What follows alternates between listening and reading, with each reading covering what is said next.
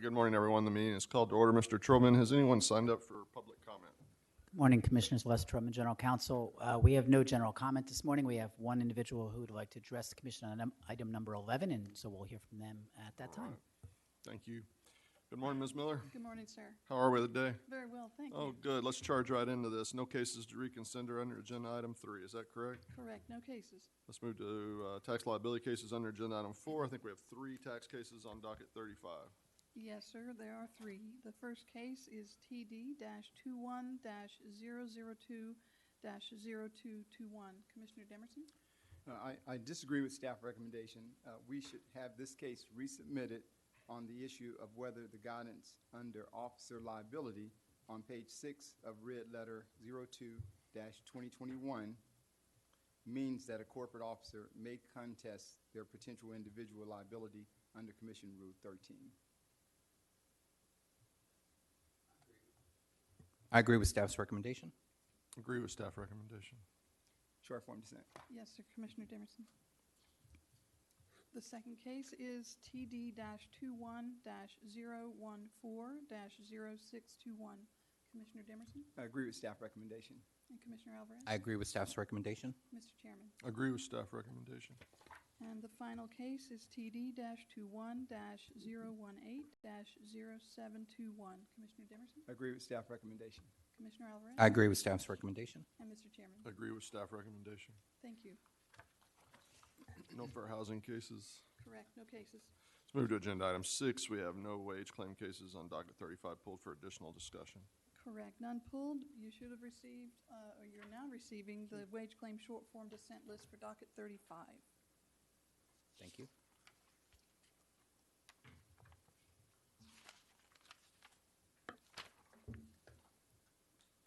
I'll move to accept staff recommendations on the remaining wage claim cases on docket 35. I second the motion except for those cases on which I'm dissenting as reflected on the wage claim short form dissent list for docket 35. I concur with the chairman's motion except for the cases on which I'm dissenting as reflected in the wage claim short form dissent list for docket 35. Motion passes with the exceptions noted. Thank you. Thank you. Let's move to agenda item 7, consideration of unemployment insurance cases on docket 35. Please proceed when you're ready. Case number 2583347. Commissioner Demerson? The appeal tribunal decision should be modified. The employer received 2 hearing notices with different hearing dates. Based on the order it received the hearing notices, the employer attended the hearing on September 2nd, 2020. The employer made a good faith effort to participate in the hearing and should not be penalized for its non-appearance. Accordingly, we should modify the AT decision. The employer had good cause for its non-appearance. Resubmit. In the alternative, if my fellow commissioners disagree, the employer's account should not be charged. The employer's AT appeal and file document states that the employer's account should not be charged since the claim is totally COVID-related. As such, we should modify the AT decision. The employer did not have good cause for its non-appearance. No chargeback. Disaster.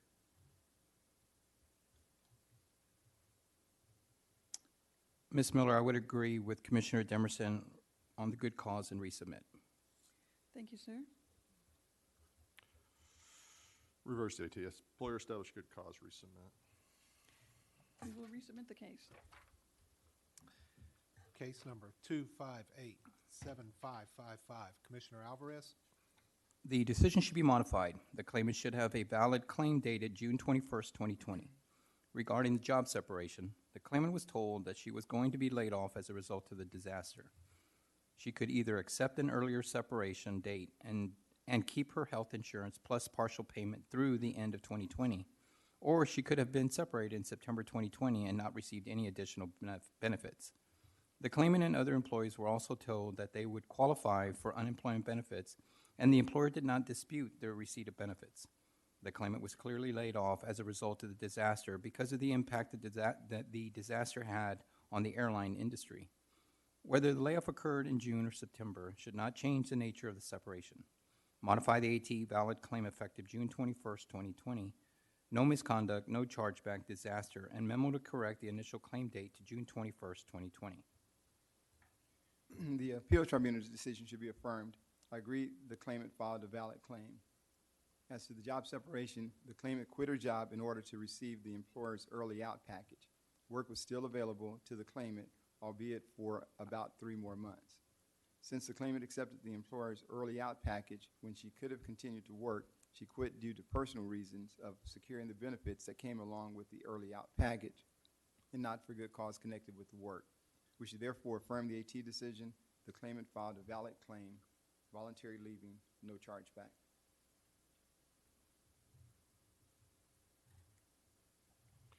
Affirm the AT, valid claim effective June 21st, 2020, voluntary leaving, no chargeback. Memo to change the IC date.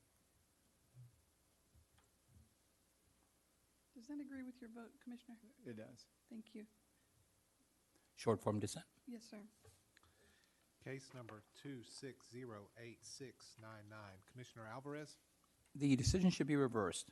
A determination was issued on April 27, 2020, qualifying the claimant for benefits, and under Section 212.053 of the Act. It became final after 14 days. The determinations on appeal in this case were void from inception because the previous determination was already final. The employer did not appeal the original determination and did not appear before the appeal tribunal. With regard to the merits, the claimant was the only person to provide sworn testimony. The claimant's sworn testimony established that he was discharged when he complained about the lack of safety measures. The evidence fails to establish misconduct connected with the work. Modify the AT, set aside AT, void June 19, 2020 determinations, no misconduct, correct LEU.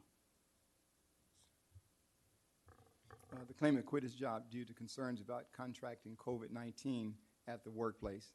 A physician did not advise the claimant to quit. As such, the claimant quit without work-connected good cause. We should therefore set aside the AT decision, void the June 19, 2020 determination, and reinstate the April 27, 2020 determination. We should then reverse the reinstated decision, voluntary leaving, and change the LEU accordingly. Set aside the AT. Void the June 19th, 2020 separation and overpayment determinations. Reverse the April 27th, 2020 determination. Voluntary leaving. Change employer name and account number.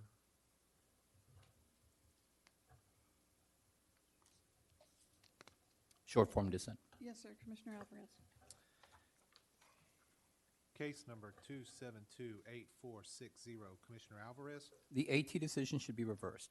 The employer has not provided firsthand evidence of the claimant's supposed wrongdoing or even a reasonable specific amount of what the claimant did wrong. The claimant has consistently denied the employer's allegations. The employer failed to meet its burden to establish misconduct connected with the work by a preponderance of the evidence. Reverse the AT, no misconduct, chargeback. The appeal tribunal decision should be affirmed. The record in this case indicates that the claimant was terminated for creating a hostile work environment. The employer had previously warned the claimant about his aggressive behavior towards other employees. Moreover, the claimant was advised that continued behavior could result in termination. Since the claimant was warned and thereafter engaged in similar prohibited conduct, we should affirm the AT decision, misconduct, no chargeback. Reverse the AT, no misconduct, chargeback. Short form dissent. Yes, sir. Commissioner Demerson. Case number 2764905, Commissioner Demerson? We should affirm the appeal tribunal decision. The claimant was discharged for accumulating too many points under the employer's attendance policy. While the claimant disagrees, the appeal tribunal was in the best position to assess the party's credibility. Accordingly, we should affirm the appeal tribunal decision, misconduct, overpayment of $2,431. In the alternative, the commission should remand the case to the appeal tribunal. The hearing officer failed to admit any of the hearing documents into evidence. These documents are relevant and material. The documents should be considered before making our decision in this case. As such, we should remand the case for further admission and review of these records. The decision is not supportable. The claimant was purportedly discharged for attendance violations after making complaints to the employer regarding their COVID-19 practices. Although the employer alleges the claimant accumulated over 8 attendance points, they have not provided evidence to support their claim. In testimony, the employer stated employees are provided with a final warning at 8 attendance points. However, the employer testified that the claimant was given a final warning at 7 points and discharged at 8 points. The employer's representative was also unable to testify to whether the claimant's final absence was with approval. The claimant has denied absences and tardiness in 2020. The employer has failed to provide evidence of misconduct and, by their own testimony, failed to abide by their progressive disciplinary policy. Reverse the AT, no misconduct, no overpayment.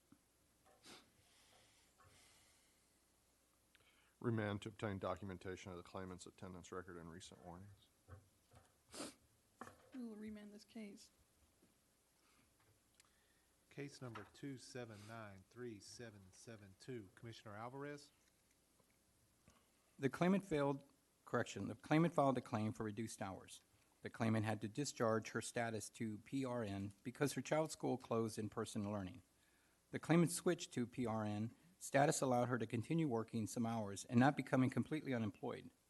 No other positions were available when she requested a return to full-time status. As the claimant's reduction due to the pandemic, the claimant should be qualified for benefits and the employer's account protected from charge. Modify the AT, no voluntary leaving, no chargeback, disaster. We should reverse the appeal tribunal decision. The claimant had been working a full-time position and then requested to change from full-time to PRN as needed status. In accordance with the commission president, the claimant's job separation is considered to be initiated by the claimant under section 207.045B of the Act. Because the claimant's request was based on child care issues, the claimant failed to establish good cause connected with the work for the job separation. We should reverse the AT decision, voluntary leaving, no chargeback, adequate employer response. Reverse the AT, voluntary leaving, no chargeback, adequate employer response. Short form dissent. Yes, sir, Commissioner Alvarez. And just to clarify, on the previous case, 2764905, that's being remanded, Commissioner Alvarez, did you want a dissent on the remand? Yes. Okay, short form dissent. Now moving on to 2795301, Commissioner Demerson. The appeal tribunal decision should be affirmed. The claimant admitted that as an employee was walking away, the claimant grabbed his wrist to get his attention. The employee became upset about the contact and the claimant was fired as a result of the incident. The employer's timely response also stated that the claimant forcibly grabbed another employee's arm against the employee's will to prevent the employee from calling a GM.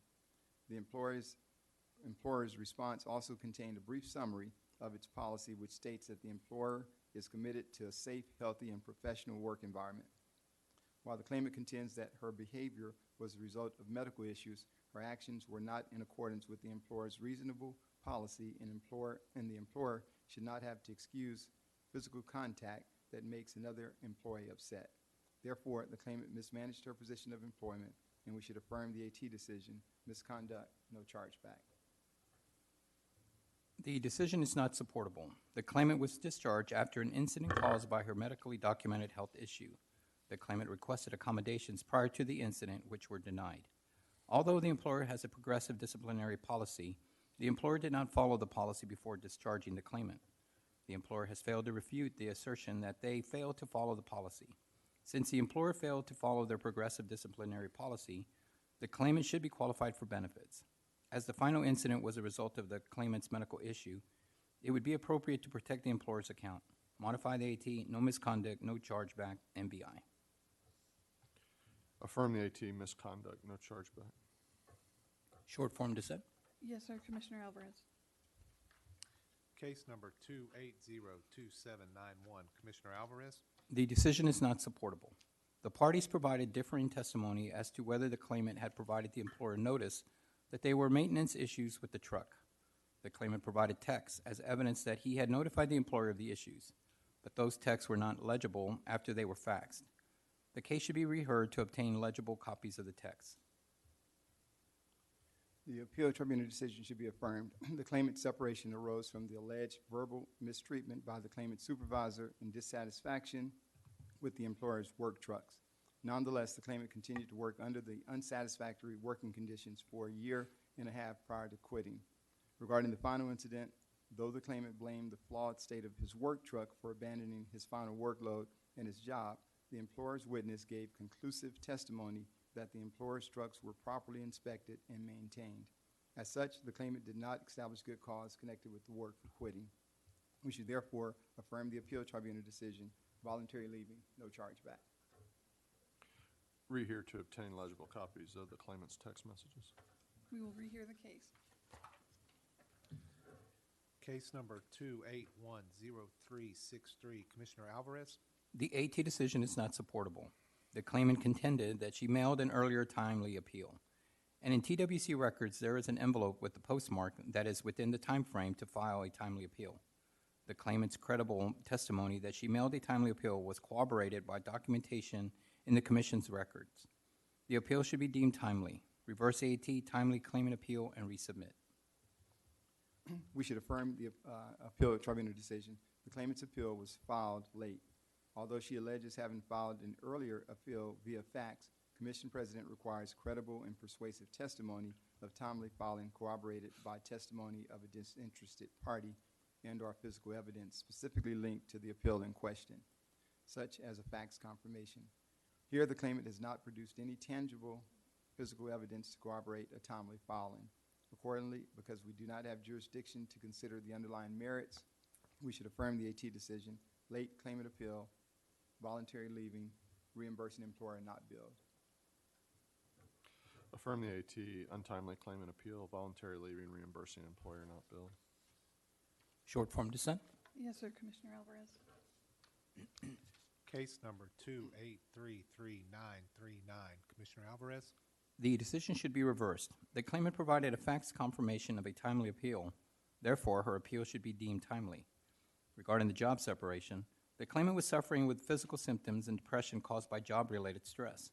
The claimant provided a letter from her medical provider recommending that she quit and find a less stressful job.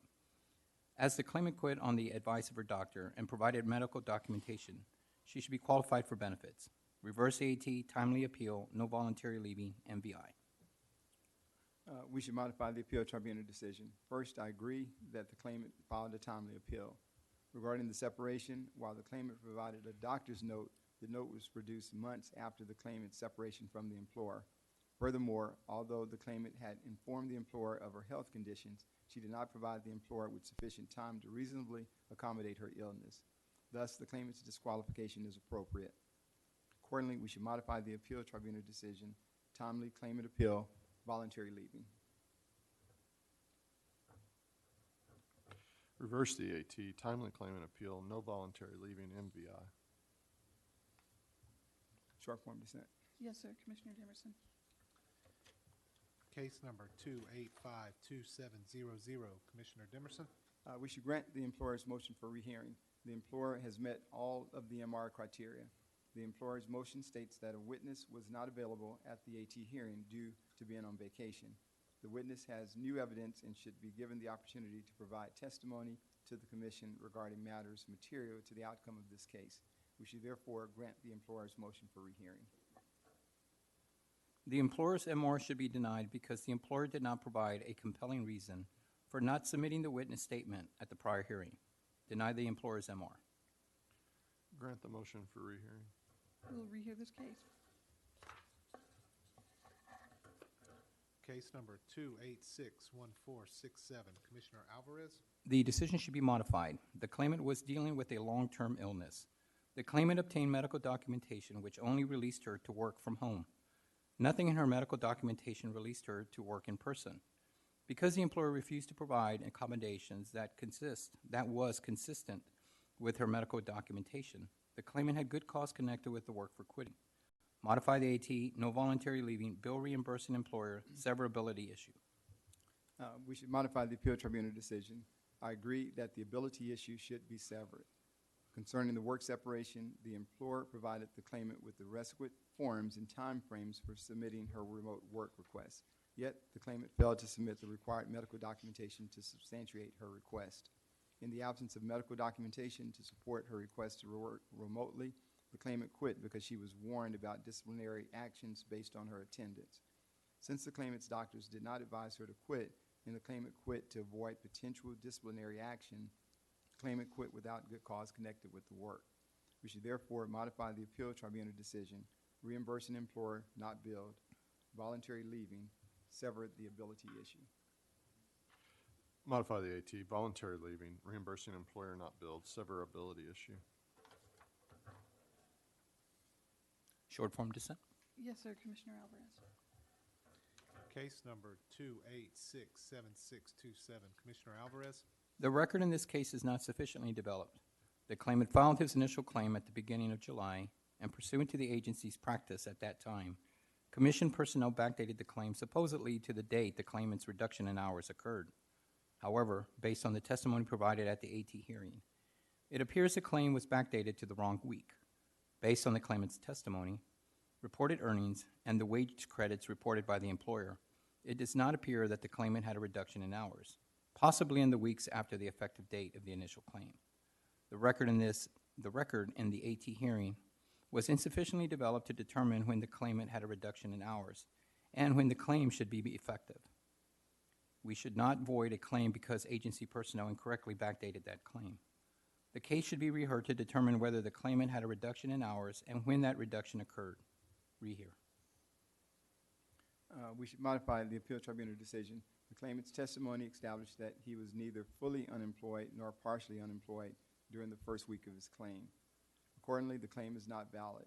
We should modify the AT decision, invalid claim, because the claimant was not unemployed, void the September 1st, 2020 job separation determination, sever the adequate response issue. Rehear to obtain the claimant's daily time cards and determine the correct beginning date for the initial claim. We will rehear this case. Case number 286872, Commissioner Dimerson. We should modify the appeal tribunal decision. First, I agree that the claimant filed a valid claim. As to the job separation, the employer discharged the claimant because she continued to make mistakes on her work. According to the employer, the claimant was not performing her job duties to the best of her ability. The employer provided evidence that at one time the claimant performed as instructed, but her performance suffered when she stopped following instructions. Furthermore, the employer provided the claimant with opportunities for additional practice and training, but the claimant refused.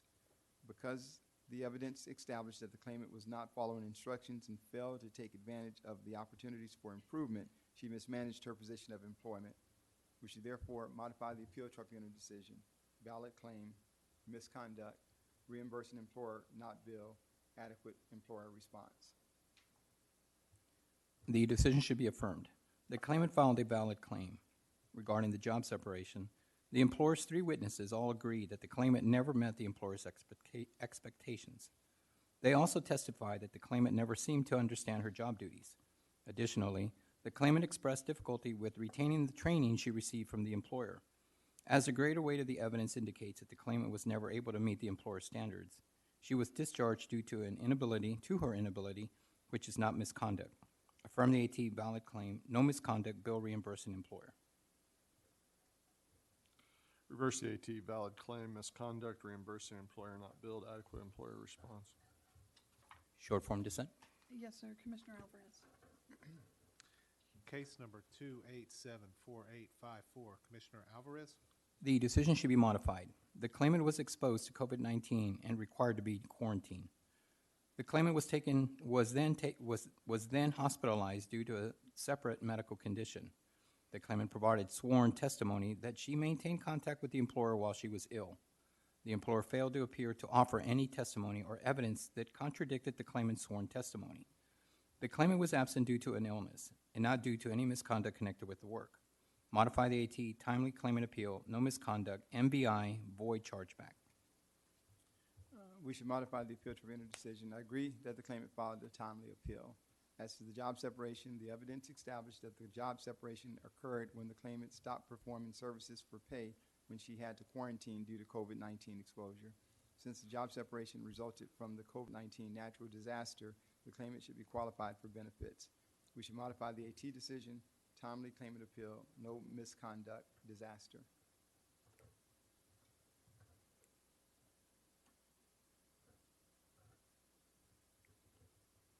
Modify the AT, timely claimant appeal, misconduct.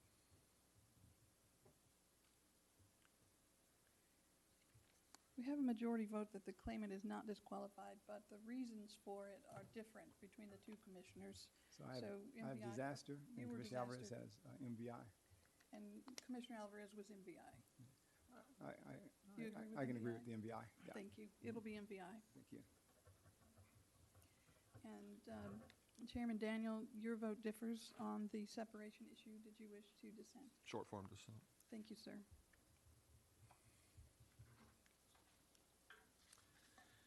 Case number 2881849, Commissioner Dimerson. We should modify the appeal tribunal decision. First, I agree that the claimant's appeal is timely. As to the job separation, the claimant quit due to dissatisfaction with the way her new manager treated her. In fact-finding statements, the claimant acknowledged that she quit because she felt that she would be fired eventually, despite never having been told she would be fired. The claimant complained to HR, but by quitting before HR finished its investigation, she did not provide the employer a reasonable opportunity to address her concerns. The claimant also included her health issues as a reason for quitting. However, she was not advised by her doctor to quit. Thus, because the claimant failed to establish good cause connected with the work for quitting, we should modify the AT decision. Timely claimant appeal, voluntary leaving, set aside the reimbursement ruling. The employer is a federal employer. The AT decision should be modified. The claimant filed a timely appeal. Regarding the job separation, the claimant is a disabled veteran. She had provided medical documentation to the employer and received accommodations due to blood clots. A new supervisor took issue with the claimant's accommodations and began targeting the claimant, which negatively affected her medical health. The claimant provided medical documentation of her declining health and her doctor's determination that it was not related to the claimant's work. As such, the claimant had good cause connected to quit due to her MVI. The reimbursing ruling should be set aside because the employer is a federal agency. Modify the AT, timely claimant appeal, no voluntary leaving, MVI, and set aside reimbursing ruling. Modify the AT, timely claimant appeal, voluntary leaving, void reimbursement ruling.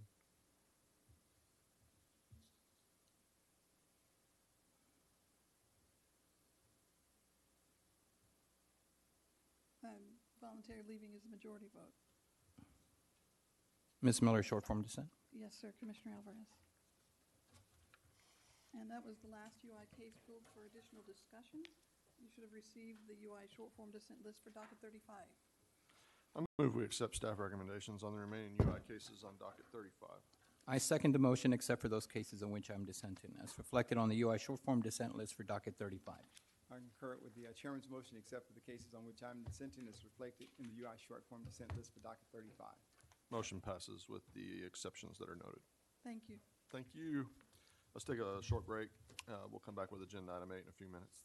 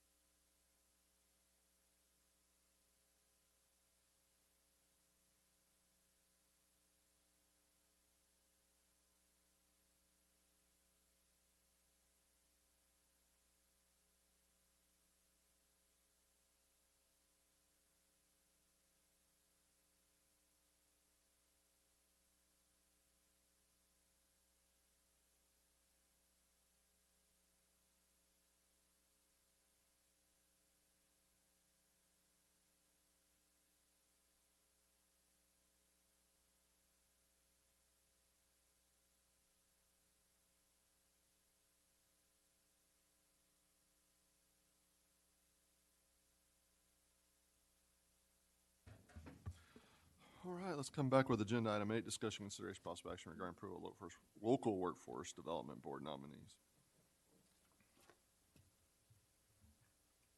Good morning, Chairman, Commissioners, and Mr. Sarna.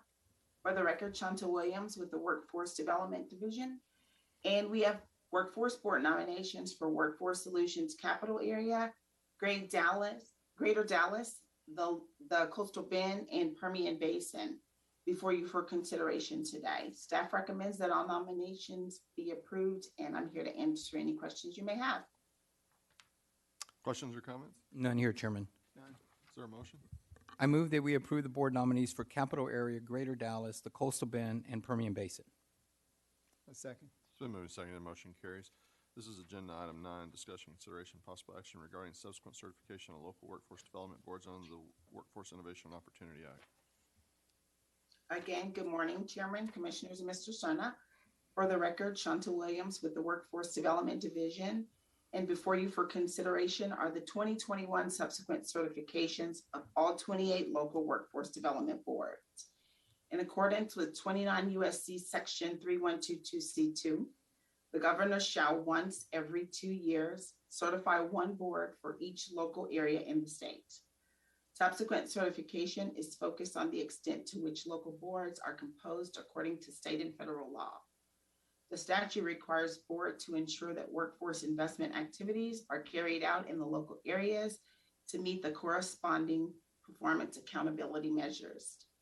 Based on staff's review of the board's composition according to their local agreements and continued improvement on services delivered to meet local performance measures, it is our recommendation for the commission to recommend subsequent certification to the governor of 28 local workforce development boards. This concludes my request, and I'm available to answer any questions you have. Any comments or questions? None here, Chairman. None. Is there a motion? Chairman, I move that we accept staff recommendations and approve the local workforce development boards for submission to the governor for certifications as required by the Workforce Innovation and Opportunities Act. A second.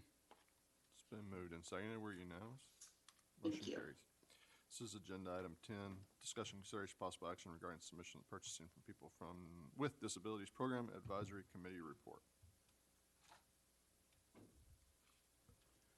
Good morning, Commissioners. Morning. Mr. Serna. Juan Garcia with the Voc Rehab Division. The Purchasing from People with Disabilities Advisory Committee was established by the Workers Commission under Texas Human Resources Code, Section 122.005.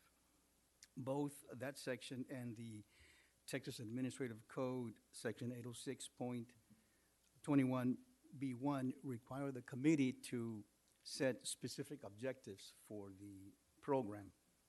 In keeping with that requirement, the committee has developed objectives that align with the purpose of Chapter 122 of the Human Resources Code, which is to further the state policy of encouraging and assisting persons with disabilities to achieve maximum personal independence by engaging in useful and productive employment activities.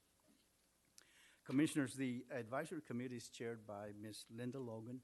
She is currently Senior Public Policy Analyst for the Texas Council of Developmental Disabilities and has been a longtime advocate for people with disabilities. Ms. Logan is with us today via Zoom and will present the objectives as adopted by the committee. So with that, I will turn it over to Ms. Logan. Good morning. Thank you, Mr. Garcia, Chairman, Commissioners, and Mr. Serna. It's been an honor to serve on the advisory committee, and I wanted to take this opportunity to thank you for appointing me chair this year. I'm going to quickly walk through the 4 objectives that were selected by the committee. You have, I think, the report in front of you. Objective 1 is to promote the employment potential of people with disabilities. One way to do this is by educating potential employers using evidence and data, demonstrating the success of people with disabilities in a range of community-based occupations. Another way is to reach out to organizations representing people with disabilities and to enlist their help in advertising job openings. Objective 2 is to optimize and enhance the career advancement of people with disabilities through vocational assessment and job training. And the way to meet this objective is to use the same techniques and supports that are used for people without disabilities. Information about these training opportunities needs to be easily accessible to people with disabilities as well as employers. Objective 3 is to expand opportunities for competitive integrated employment for people with disabilities. That requires focus at the program level, but it can be supported and encouraged by the agency. Objective 4 is to define and promote living wages for individuals with disabilities in their communities. As you know, through your work and the work of Texas legislators and advocates, the state law was changed to require people with in the PPD program to be paid at least the federal minimum wage of $7.25 an hour. This is an important improvement, but in some communities, even that $7.25 an hour is not a living wage. Developing a method for understanding what constitutes a living wage in the various urban, suburban, and rural communities will help Texas and the state use and the state use program to plan for the eventuality of an increase in the federal minimum wage. And by the way, $7.25, which was the adopted federal minimum wage 12 years ago, that same amount now requires almost $2 more, $9.23. So also an adjustment for that would be helpful. In closing, I do want to emphasize that these objectives reflect TWC's current and ongoing commitment to providing employment services to people with disabilities. They are not new ideas. They are good ideas that are the bedrock for the program improvements we've seen in recent years and that will be needed in the future. Thank you for the opportunity to share these objectives. Mr. Garcia and I would be happy to answer any questions you may have. Thank you very much. Are there any comments or questions?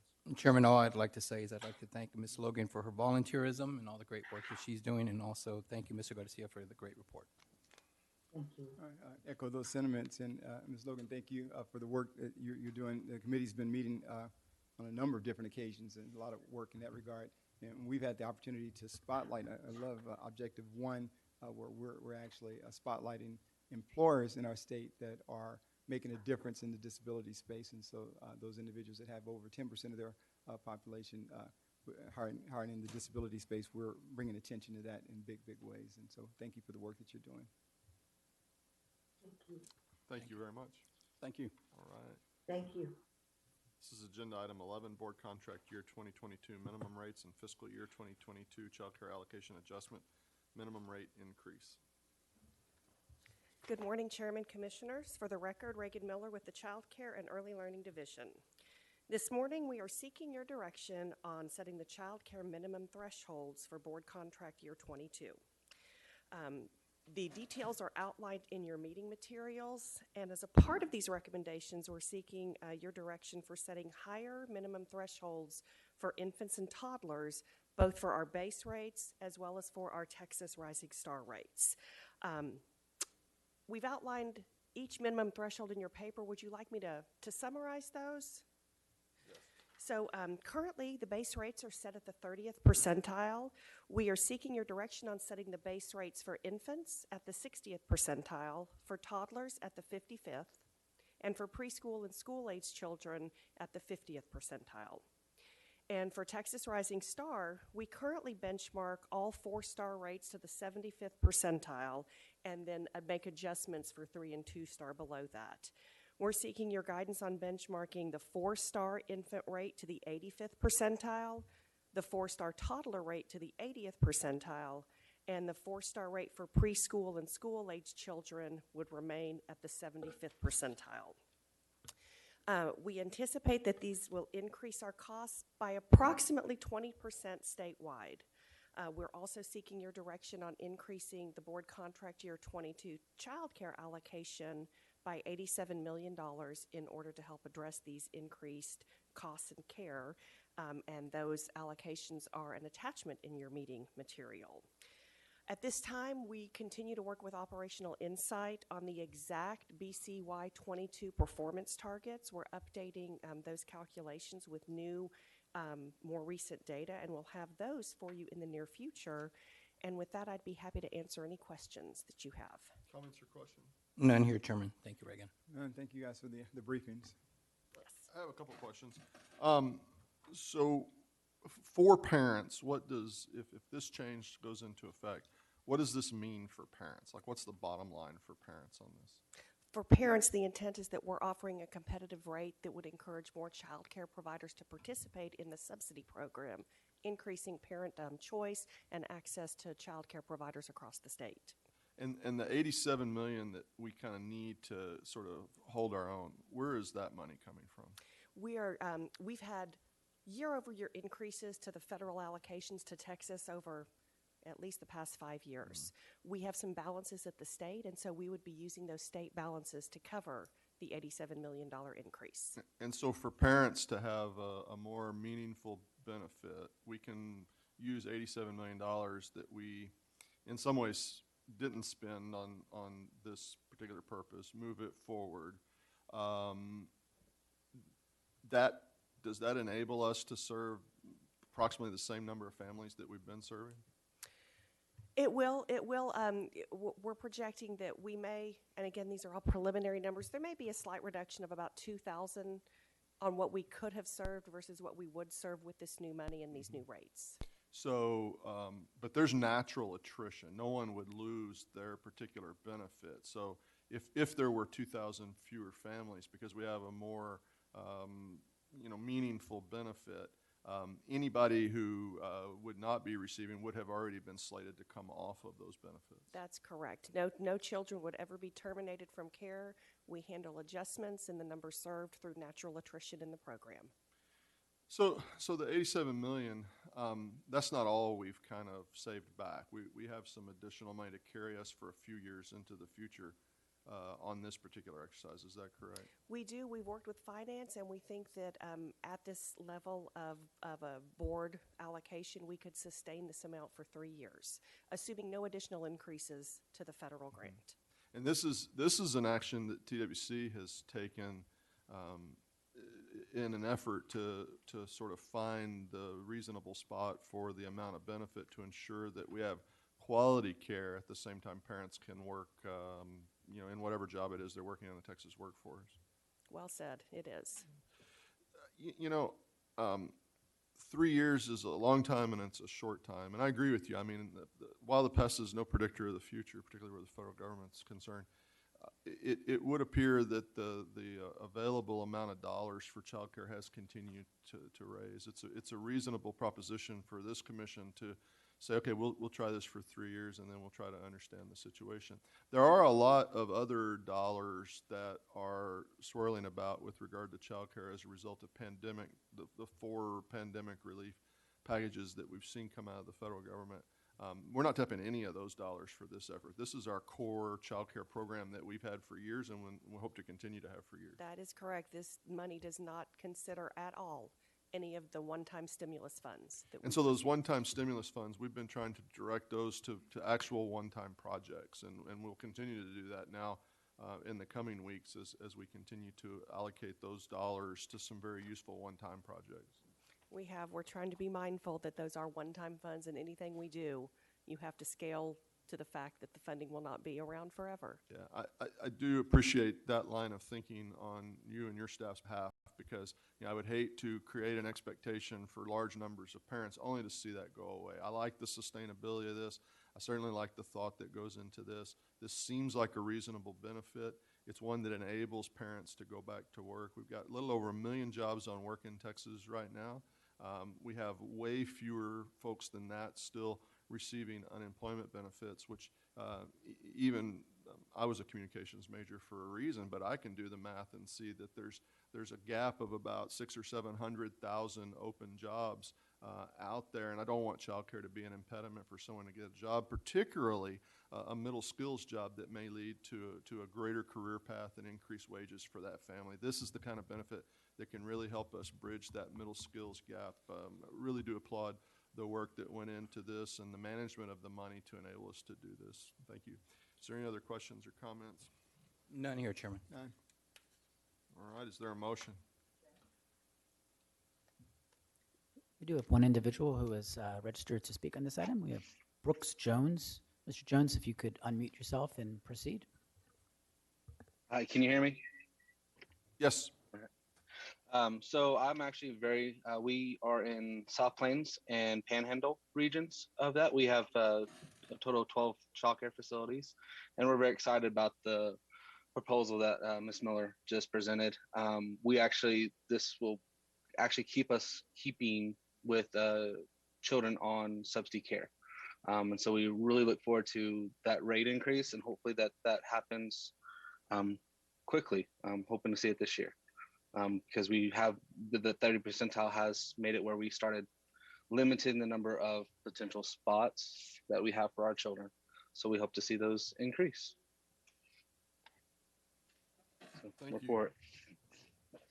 Are there any other additional questions or comments? None here, Chairman. None. Is there a motion? Chairman, I move that we approve setting the minimum threshold for child care reimbursement rates as presented by staff. Allow staff to make any necessary adjustments to ensure compliance with 40 Tax Section 809.20 and increase the board's BCY 22 child care allocation by $87 million. 1 second. It's been moved and seconded. The vote's unanimous. Thank you. Do we have anything under agenda item 12? Agenda item 13?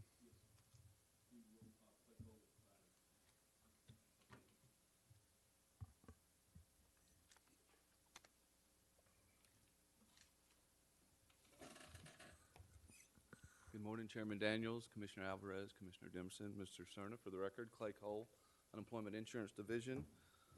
Unemployment claims and calls continue to trend downward, helping UI teams really reduce our overall assignment inventory and really work on improving our overall customer service delivery. You may recall the majority of federal pandemic unemployment programs ended in Texas effective with the week ending July 26, 2021. Since that time, with the Texas economy continuing to recover, and as we've seen our unemployment rate steadily improve, and for the most recent reported month of July, Texas rate was down to 6.2%, from a historical high of 12.9% back when the pandemic first hit. So on August 20th, 2021, the Department of Labor notified the Texas Workforce Commission that TWC triggered off state extended benefits as Texas's 3-month total unemployment rate dropped to 6.4%, which is below the threshold of 6.5% required for paying state extended benefits. Under federal and state law, TWC has a 3-week trigger off period beginning with the benefit week ending August 28, 2021 through September 11, 2021. Those 3 week endings, August 28th, September 4th, and September 11th, serve as that 3-week trigger off period. And so as a result, TWC will stop paying extended state benefits with benefit week ending, stop paying extended benefits with benefit week after September 11th, 2021. So September 11th, 2021 will be the last week for state extended benefits. Claimants currently receiving extended benefits may continue to receive benefits for weeks through September 11, 2021, as long as they remain eligible and file timely payment requests. And as you pointed out, Chairman, there are a lot of jobs available, and so the UI division will continue to work closely with workforce team with our reemployment services and really getting the people back to work. That's really going to be a big focus for us as we transition forward and as all the federal benefits end as of September 11, 2021. This concludes my update, and I'll be happy to answer any questions you might have. Any questions or comments? None here, Chairman. None. Thank you. Thank you very much. Anything else under agenda item 13? No, sir. Nope. Legislative report today? Nope. Let's see, I know we have an executive director's report. Yes, sir. Just an opportunity to provide the commission with a brief notice that we'll be changing organizational structure in the agency effective tomorrow. The emphasis of the change is to continue to enhance and improve our service to our customers, as well as our outreach and communication efforts. During the past 18 months in the pandemic, I noticed that we were providing good customer service given everything that we were experiencing. If I had to grade us, I'd probably grade us at about a B or a B minus. However, I continue to think that after the rush of the pandemic and when things ever got back to normal, and they will, that if we continue to apply ourselves and we continue to focus on providing outstanding customer service, then we could really excel. So with that in mind, I'm changing the organization and creating a new division. Its working title is the Customer Care Division. It'll take about a year to get set up, but the intent of that division is it will be a main door into both TWC and the workforce system, so that someone that doesn't know that they don't need to know that we provide child care or all these other services. All they have to do is get to that one place and they can get the service that they need. This will not be a call center or a chat bot that simply tells you to call someplace else or simply gives you a website. It'll actually be a call center that helps the caller, whether that caller is an employer, a job seeker, a family needing child care or some other assistance, or a student looking to start their career and wants to get some information on apprenticeship opportunities or internship opportunities or things like that. That'll take a little time for us to set up, but we're creating that division effective September 1st. We're also, one of the things that I noticed during the pandemic is, again, I think we did a good job getting the word out on what we were doing and what we were dealing with, but I don't think we did a great job doing that. And I think if we apply ourselves, we can do a great job with outreach and communications. So I've reformulated one of our divisions, the current division of Office of Employer Initiatives, and changed that functions and expanded it of that division. They'll still be doing that. Our focus is still on one of our core customers, our employers, but it will add outreach, strategic outreach efforts and communications to that group. To that end, I'm combining all of our strategic outreach, our communications, design services, things like that into that division. If we were in the private sector, this division would be the equivalent of a marketing arm, but we're not. So what it is it is an outreach arm. The intent is not just to put press releases out, but to get information to our customers, to other individuals in the state on how all the services that we can provide to them. I heard this session and last session that we were one of the state's best-kept secrets, and we really don't need to be a best-kept secret considering all the services that we provide to all the citizens of the state, more than just unemployment insurance and job seeking. So the concentration of that group is going to be to enhance our outreach, improve our communications, as well as continue to do the things that they're doing now with regard to skills development, high demand, JET, and the other grants that they work with. Also, final major change is I made some structural changes we'll be making some structural changes to what is currently the Regulatory Integrity Division. That's a real cool name and a real good name, and we all understand what that means, but the public doesn't understand that that's where fraud gets addressed.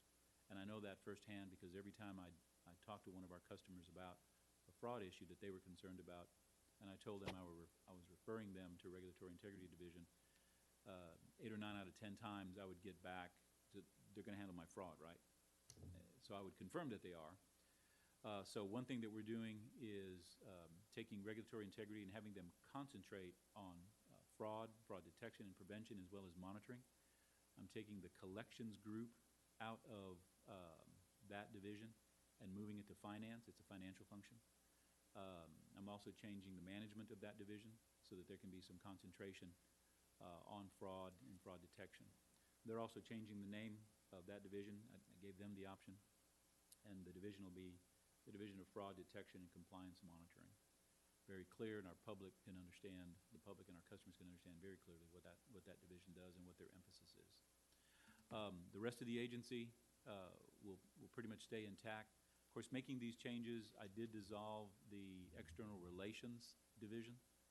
The various departments of that division are moving to either the new division or the restructured division of Strategic Outreach and Employer Initiatives, or to other divisions. All the staff, no staff are being impacted. Nobody's losing their job. Nobody's losing their pay. Nobody's losing position.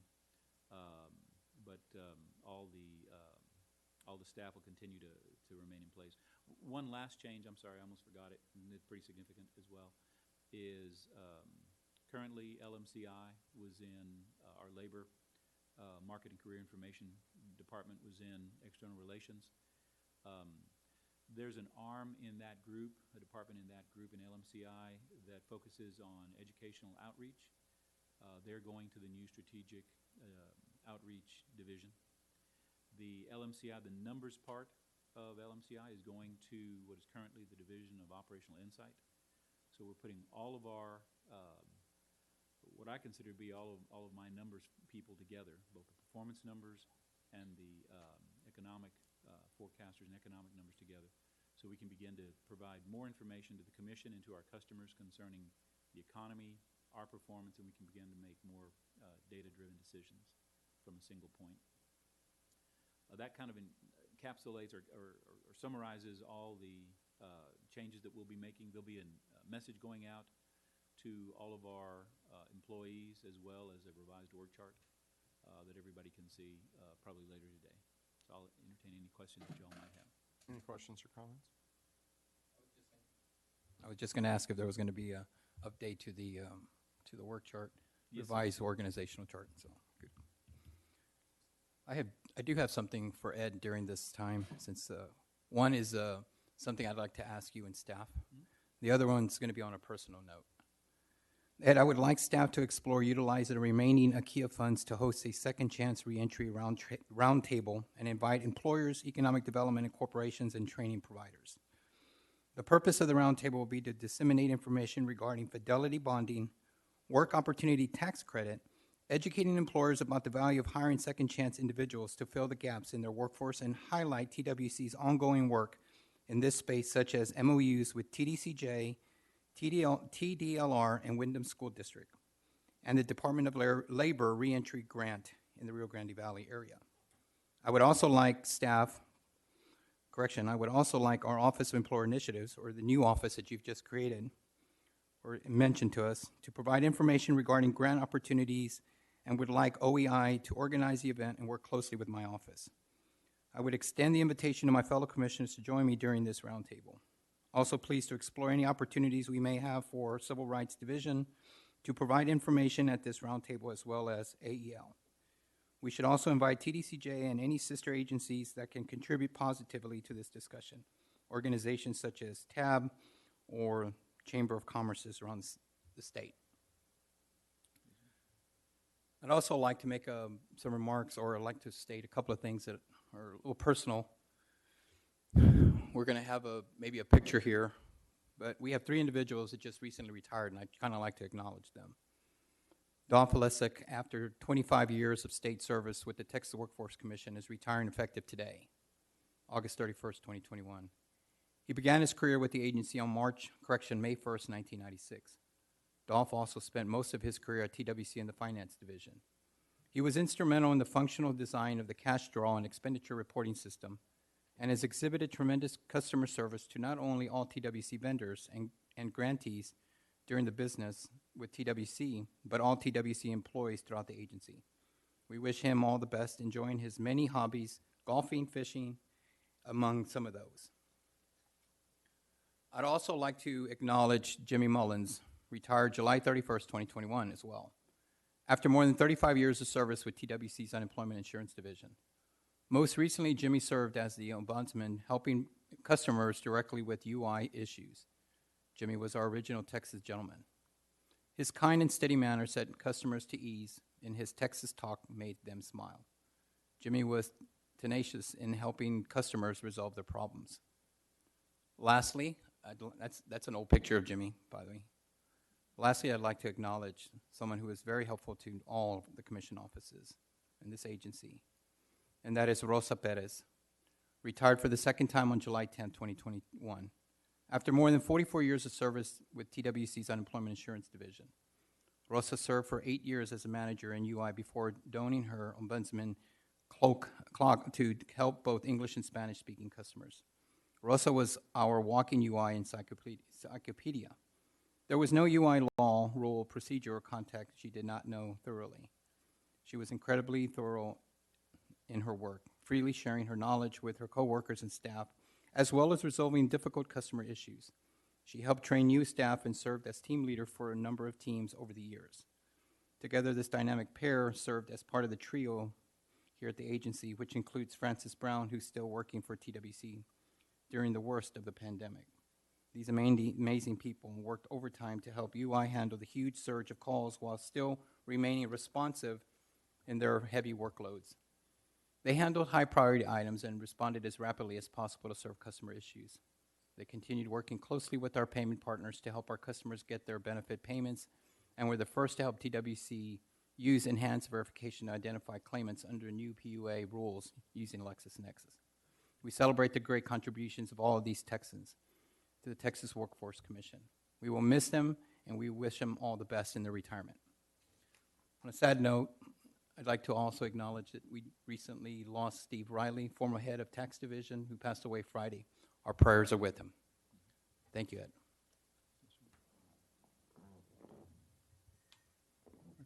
Commissioner Alvarez, thank you so much for making that recognition. I heard clapping, and clapping is very appropriate for those individuals that have retired and reached those milestones. So thank you so much for that recognition.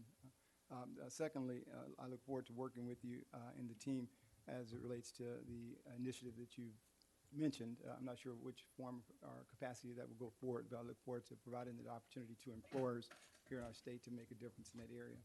And then lastly, Ed, in regards to the org chart and the changes, I commend you on the work that's going forward there. One thing that you mentioned, the Customer Contact Center, and taking a year to stand up, I challenge the team to do that more quickly than later. I think with technology and the things that we know that you want to do, you may have an opportunity to do that even faster. A year, you can come back and look at it at that point, but if you can stand it up faster, that makes this agency that much better. And so I'd challenge you guys to do that and take every advantage to do so.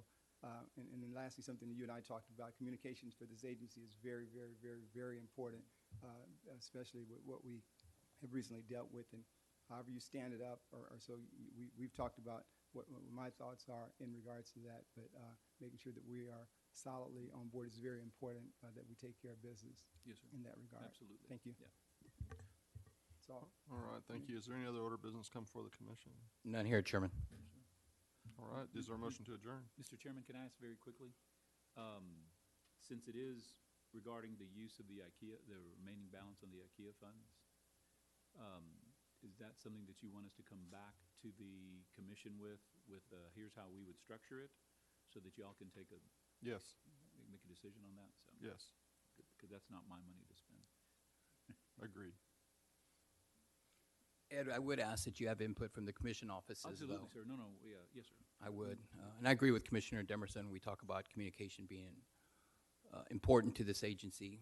We've had multiple employers that have, along with folks that have called the offices, I'm sure, regarding reentry and services. And again, just piggybacking off of your initiative and your goal here to promote what the services that we have here at the agency. This is just another avenue of doing it for this population. So I appreciate that. So if you could get the offices engaged in that, I'd like to see this moving forward and something come out soon. Yes, sir. Thank you. Yeah, so just, once you've developed the program, bring it back for a final vote, and then we should be, Yes, sir. we'll look at it like that. Yes, sir. All right, anything else? None here, Chairman. Motion to adjourn? Chairman, I move that we adjourn. Second. Been moved and seconded to adjourn. Vote unanimous. We're adjourned.